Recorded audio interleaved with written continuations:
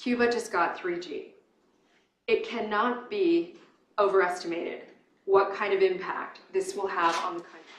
The reason why I mention the internet is because the internet is a bit like a genie in a bottle. It's very difficult to take back the internet or take it away. But other things in Cuba can and do get taken away, often without any notice. And this is crucial in understanding the business backdrop there. The volatility derives not just from the relationship with the US and the US's foreign policy. It comes down to Cuba's very own domestic policies, its relationship with its own people, its efforts to exert control and maintain those modest reforms with the singular socialist system. There's a 16-month freeze on new bed and breakfasts and restaurants. This has had a huge impact. The construction business that was booming, where they had to hire more workers, is all of a sudden frozen. Another key thing to remember here: Cuba will never again have an over-reliance on US commercial interests. No matter how much the government modernizes, no matter how much the socialist stranglehold is loosened, that will never happen. But agriculture in Cuba is deeply entwined with tourism, and not just as a utility function, but agriculture actually could be a driver for tourism in itself. And the belief was that if the aid from America came in the form of a Cuban American, not just some speculator, investor who has no connection to Cuba, with a bit of altruistic element to it, that this would be a great way to begin to restore those commercial ties. It's sort of the model of what you would want that relationship commercially to look like. Many farmers say that higher yields and increasing production, that's not the answer. Half of what's cultivated doesn't even make it to the consumer. It spoils before it reaches the consumer.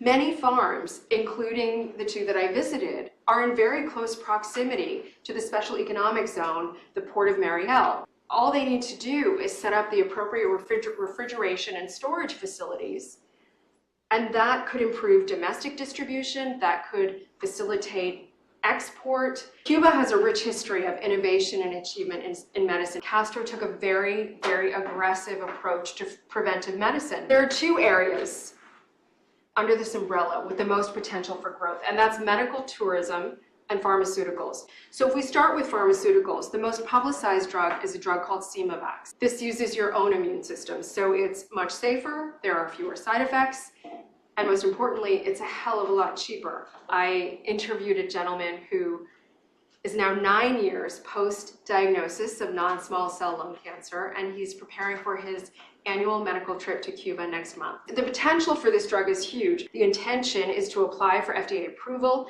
and then do sub-licensing deals for distribution. They're testing 3 other immunotherapies. Medical tourism is the other area that's really ripe for growth. The number of people traveling for medical treatments to Cuba is stagnant and has been for some time. Meantime, medical tourism globally is growing. They are doing big business in Mexico and Thailand, where they're employing Western trained staff and doctors.